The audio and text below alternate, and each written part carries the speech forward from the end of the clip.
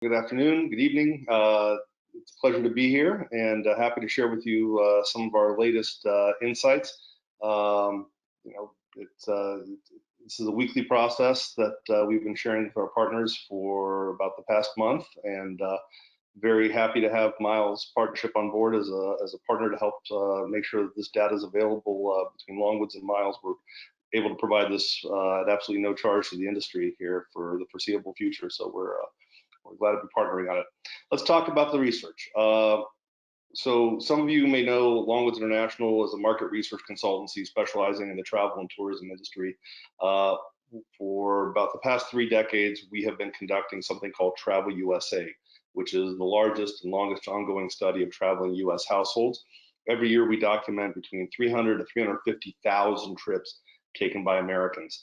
But that study pretty much takes a look at Americans' recent travel. We ask people about their previous 90 days worth of travel.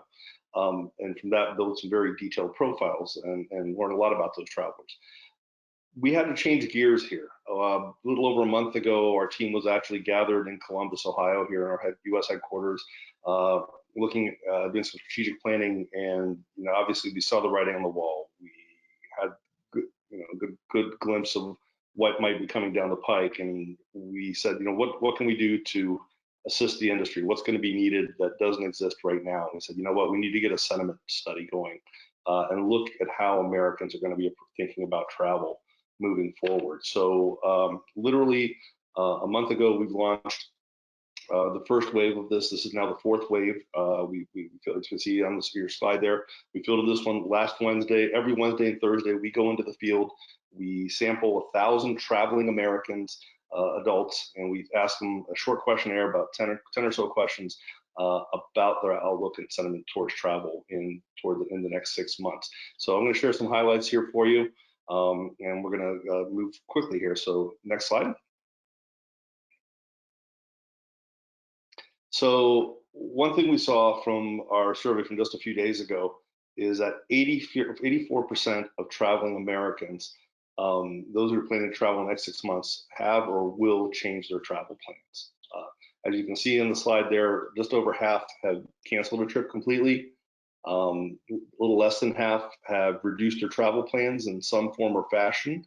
Probably more likely, on some of the data we're seeing, have reduced maybe a long haul getaway destination or international travel to something like a regional domestic drive market type of trip. Again, next slide, or not, sorry, next slide. The next stat there, almost a quarter have changed already to that, from a long haul destination to a regional drive market. And of course, continued shrinkage in international travel plans, as most people have canceled almost all their international travel plans at this point as borders are closed, etc. All right, so the beauty of having done this for a month now is we kind of have the trend lines. We can kind of see how we're tracking. So as you can see, the very first week, March 11th, when we fielded the first study, only 58% of American travelers said they were changing their travel plans in some form or fashion. That's now obviously gotten much higher to 84%, but we're slightly encouraged that it's steadied here. You see 2 weeks in a row, it's 84%. Now, are we approaching a ceiling or a floor, depending on how you look at it? Could be, or again, what's left are the people that are really looking at summer travel, later summer travel, and early fall travel is what we suspect. Next slide, please. So again, when we look at the other factors of how they've changed their travel, we've seen a few things become clear, and maybe even a little stabilization on a few areas. Those who canceled their trip completely, again, from that very first week when it was only 28%, and now it's 53%. But you can see the last 2 to 3 weeks, the incremental rate of cancellation has decreased. It's been just directionally decreasing, but it may be heading towards stabilizing now. Not as radical now. What's happened in those past couple of weeks? Obviously, we went from national emergency to a few states going on shelter-in-place mode to most of the states now going to some form of shelter-in-place mode. So now it's kind of it's kind of sunk in, and Americans have kind of changed their mindset a little bit, right? In terms of reducing travel plans, again, you can kind of see it was kind of relatively steady there in the mid to upper 30s, and now it's gone a little higher to 43%. Again, people are looking at perhaps canceling those or not or readjusting their longer trips that they've scheduled to maybe some quick, shorter getaways as soon as things restrictions start being lifted. Again, that change to regional drive markets versus flying. We see that happening, and that's to be expected here. And if you go back to 9/11 and so forth, you saw the regional markets, 9/11 and the recession that came after that, starting to recover faster than the long haul markets there. And of course, no need to even discuss international to domestic at this point. It's pretty self-explanatory. Okay, let's go to the next slide.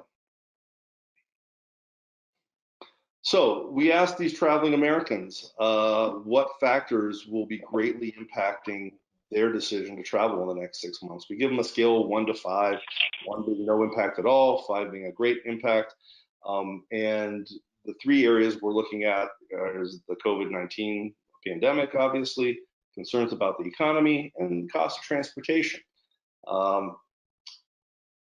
No surprise, the COVID-19 is overwhelmingly dominating your thinking right now. 67% of traveling Americans, if you add the 4s and the 5s together, you got about 83%. So that's not surprising. What's been interesting to us is the concerns about the economy. Only 25% indicating greatly impact there. So that's only gone up a couple percentage points, well within the margin of error in the last week here. So that's held pretty steady.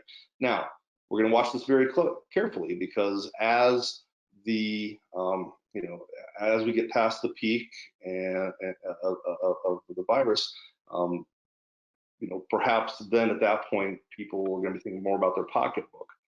But this kind of holds true with some other data that we've seen. We've seen some some international consumer sentiment studies looking at consumer sentiment towards the economy and other factors. And when it comes to the economy, generally speaking, consumers seem to be more concerned about the global or national economy than they are about their own pocketbook at this point. But again, that may change. Let's go to the next slide, please. We can look at the trend line. So again, COVID-19 greatly impacting decision to travel in the next 6 months. You can see where we've come from. And by the way, that March 11th date, I mean, that was one day before President Trump, declared a national emergency. And so you can see, where the spike went and so forth. But look, but again, it's a pretty consistent growth there. So let's go to the next slide. So the basic question: are you going to travel in the next 6 months? A month ago, 87% of Americans told us yes, they're going to be traveling the next 6 months. Yeah, it's spring break coming up, summer travels, and so forth. Their conferences, whatever that was. And now, as you can see, we've kind of gone down steadily down towards 65%. If there's a silver lining here you want to look at the fact that 2/3 of Americans, 2/3 of traveling Americans still believe they are going to be traveling in the next 6 months. And that speaks to that discussion that you hear everywhere about this pent-up demand that will be there.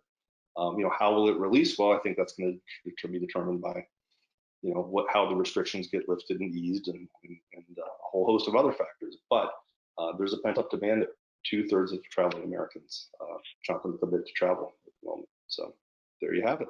And the last question that we'll have here, and the last I'll share with you, will be this kind of 10th question that we mix up a little bit every week. We kind of just want to throw this additional question and getting a little more insights and as things evolve. And this question developed in partnership with our friends at Miles was about how they're consuming travel content. Now that people are sitting at home, now that the world has been changing around them, how they've been consuming travel content. And some of you may be surprised to see that magazine articles, travel articles, traditional print has come to the top there. and of course the short video content and so forth has been strong as well. But this reinforces the fact that right now, many of you, if you're destination marketing organizations and you've banked up all this content, you've banked up, you worked with your bloggers and curated a lot of videos and got all these things together, push it out.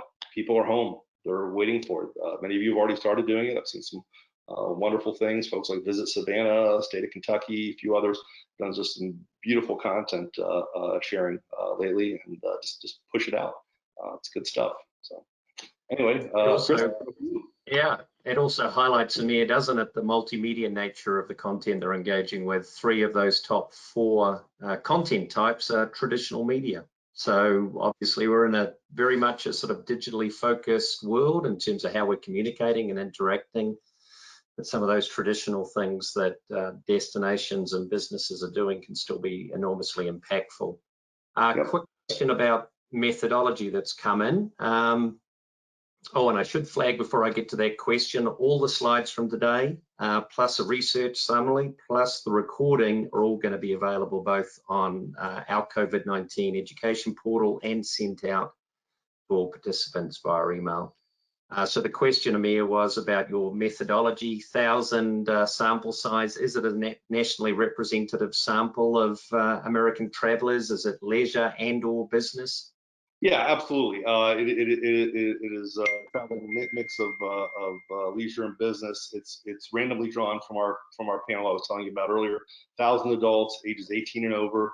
All the quotas are used to match census targets for age, gender, region, etc. So we really want to make sure that the sample is the survey is representative of the U.S. population. Very good. And are you polling, Rebecca's asking, are you polling at the same 1,000 travelers or are they different sampling? No, we it's important to keep the panel fresh. It's important to keep refreshing folks in there. So it's a random group every week in there. So we're keeping it fresh. Okay, and Bill Fitzgerald's asking about the content question. Bill, that's the first time we've asked that question, but we are going to be asking it every 2 or so weeks. And so we'll certainly have some tracking and trending data on that. And you can see on your screen this summary created with Longwoods and ourselves is available both on our site and on Longwoods' site. Plus, there's actually a full slide deck available. And again, all those resources will be shared after today. Just one additional survey question I wanted to highlight from last week's survey, and again, we'll be repeating this every so often. We wanted to ask locals what sort of information they were looking for. And you can see there's a really strong interest in understanding how locals and visitors can connect with and support businesses that are, of course, in most cases closed down.